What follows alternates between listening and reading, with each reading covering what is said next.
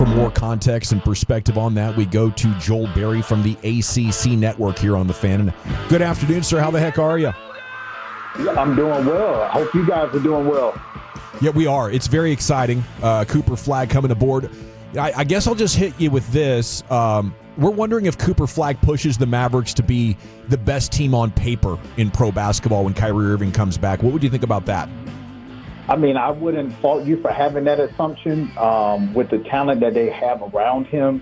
You really don't see number one picks walk into a environment like that where they have those type of veterans, and not just veterans that have, had okay careers. These are guys that have won championships, that have played on the most elite teams that we have been watching for the last decade. And so these guys are still producing. So I think that having a talent like Cooper Flagg come in can really raise this team. And it's crazy to say that again, like I said, with the vets they have, but he has the potential and the skill, the ability to be able to do that and not only just show up, but actually make an impact for the Mavericks. For someone as yourself that was an NCAA champion at North Carolina, I know it's got to be tough to sing the praises of a Dookie, but what stood out to you when you were watching Cooper Flagg in the ACC and dominate at such a young age? Yeah, it's ridiculous. I mean, if you just to put it in perspective, he should be entering college basketball this year. And it's just crazy to see what he has done as he has streamlined to the NBA now. I think that for him, the talent is just off the charts. And you talk about a guy that literally led his team in every single major category. That is really difficult to do. And that just shows the impact that he has on the game and how it's hard for teams to be able to scout him, because if he's competing at the way that he competes, but he's also filling up the stat sheet in different ways, it's just really hard to scout a guy like that. The first thing I saw or my thought about him was that he's a basketball player. He plays the game where he impacts every single aspect of the game. I think that's why he is going to fit right in, because if he's not scoring the ball, he can still impact the game in so many different ways. And that's what truly makes him special. Hey, Joel, you're known for your breakdowns and your work. How do you stop a guy like Cooper Flagg? How do you defend him? I think physicality is the one thing. I mean, you see his frame. So I think, you could say, hey, try to get physical with him. It's hard to really do that in the NBA because, that's a way of it's a skill to be able to draw fouls. Sure. And so it's really hard to do that. I think you just keep bodies around them. I look at like a Shai Gilgeous-Alexander, who is like very hard to guard one-on-one. And what the Pacers did, with sending an extra body at him kind of disrupted his game a little bit. So I think that's, maybe two ways you can impact him is being physical, trying to defend early, but also just keep bodies around him. But as we know, it's hard to do that in the NBA because there's so much space. And that's why it's going to be so difficult to guard him, because if you try to play him one-on-one straight up, he has the ability not only to be able to get around you, but he can finish at the rim. And then you talk about a guy that can see over the defense and deliver a pass.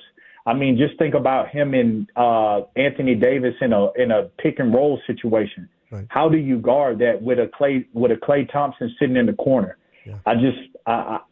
It's going to be very hard for teams to guard them, and I'm excited to see what they can do. Yeah. So you're saying that his game, what we've seen in the NCAA, it's going to translate even better in the NBA just because of the way the game is played, the style of the way the team's playing.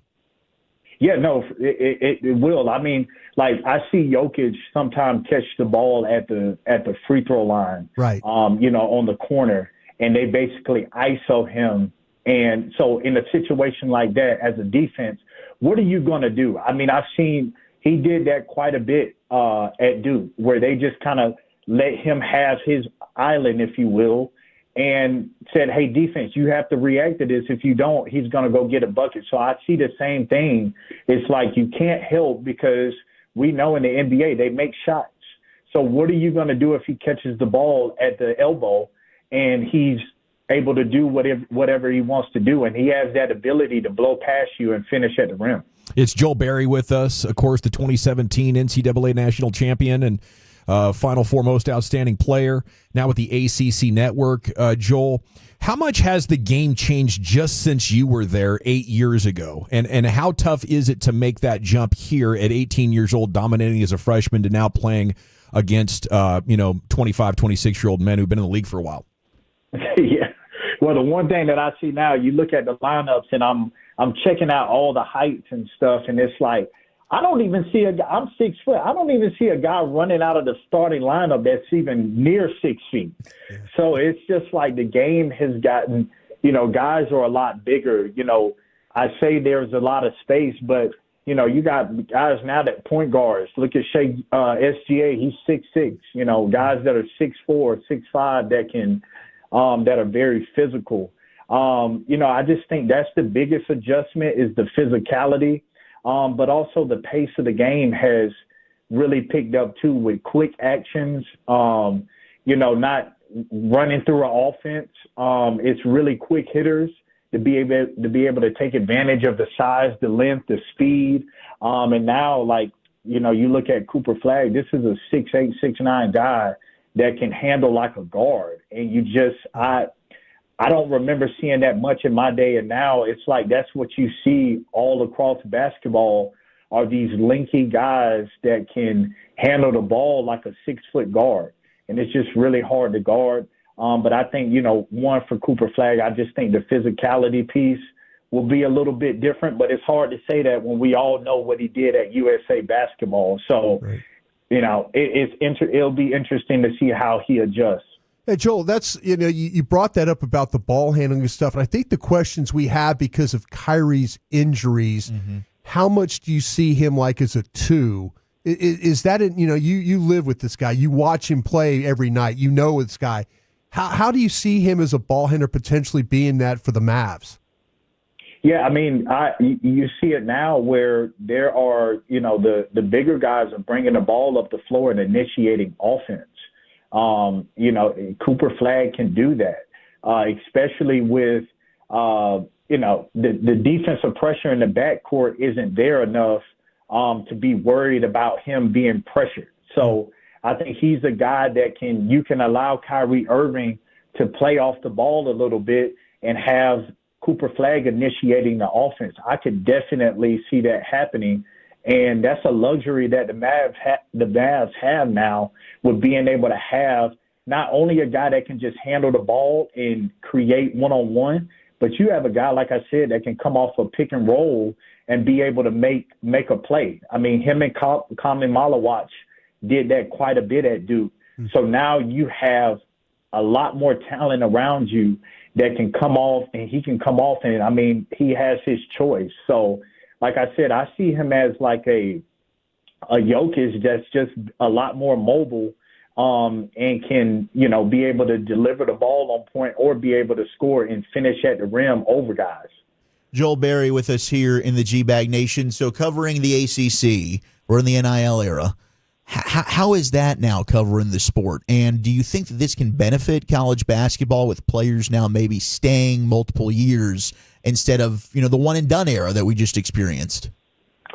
Yeah, I mean, it's interesting to see how it'll play out now, especially with the whole house settlement now being in play, and which will generate more money for guys. So it makes you think, is this a route where, the one and dones that we've seen, will they, can actually look at staying in college, maybe an extra year?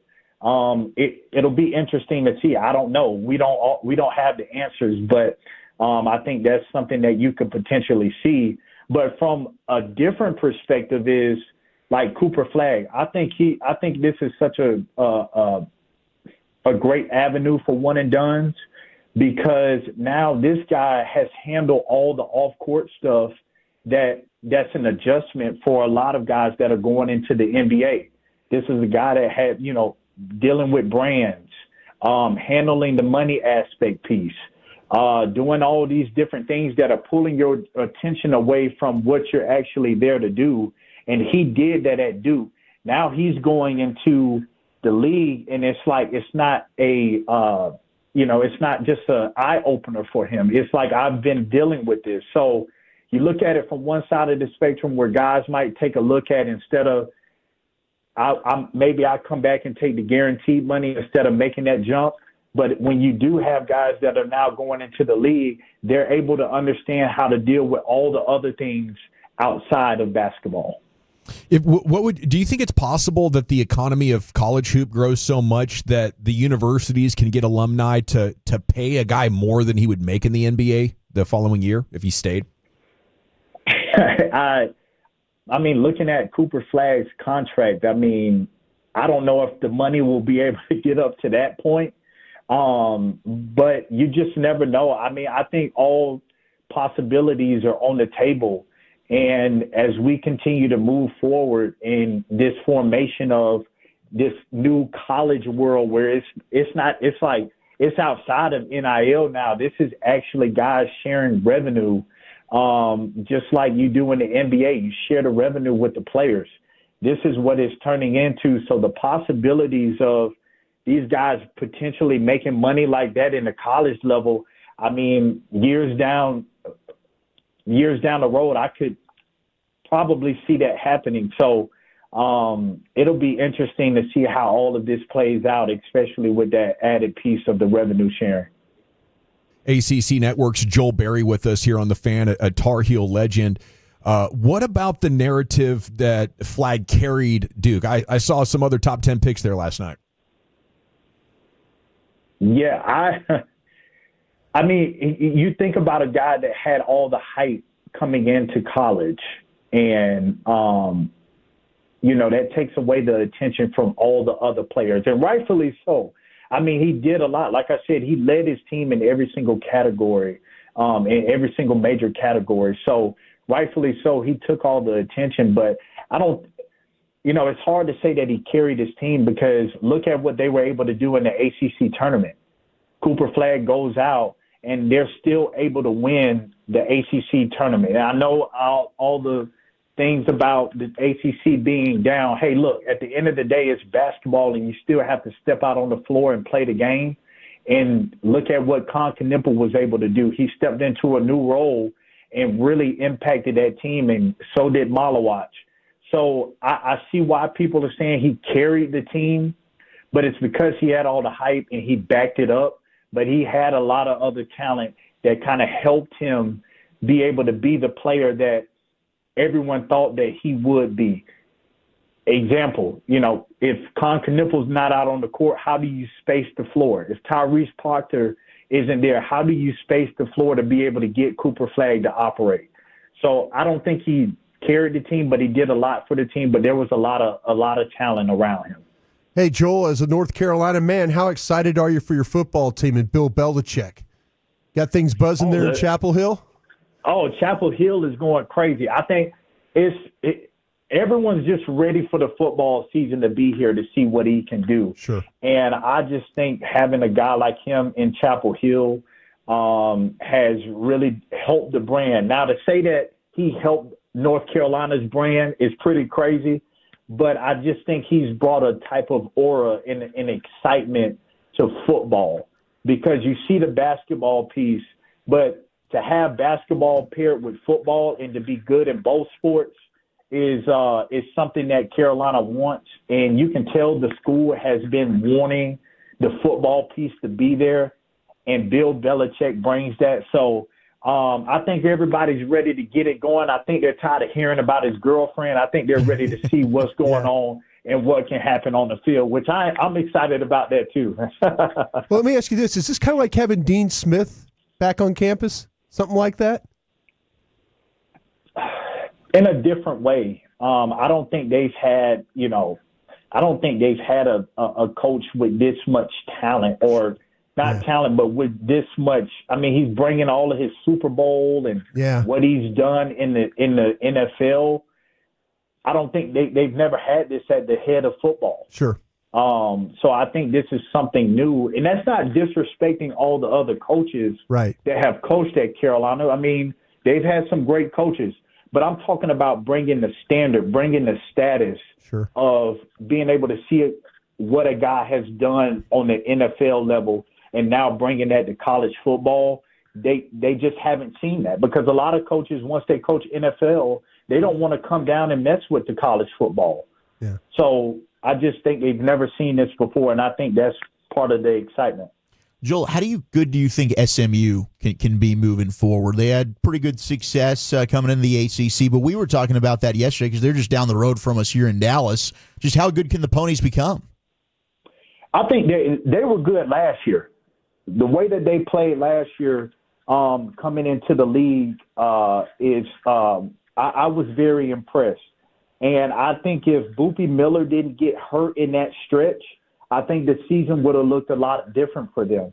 And it's one of those things that you got to kind of balance now is in that non-conference. It's like, all right, you got to have a hard schedule, but you also don't want to drop those games and now your net's down and it impacts you at the end of the year. Right. And I just think it kind of hurt them a little bit with not having as tough of a non-conference.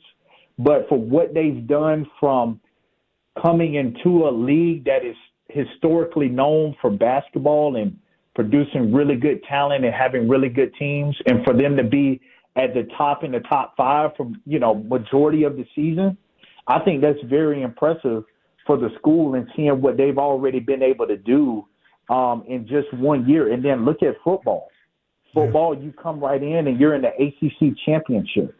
I just think that speaks volumes for what they've already done, and I look forward to what they can do moving forward. Especially with the piece of, I think one thing we know, y'all are in Texas. They bring the money, and I just think that piece of it and what they've been able to do around, okay, how can we fund to be able to get the best talent and keep it there in Texas. I think the sky's the limit for SMU. Terrific stuff, Joel. Congrats on your success on and off the court, and we'll enjoy your work real soon. I appreciate it. Thank you, guys.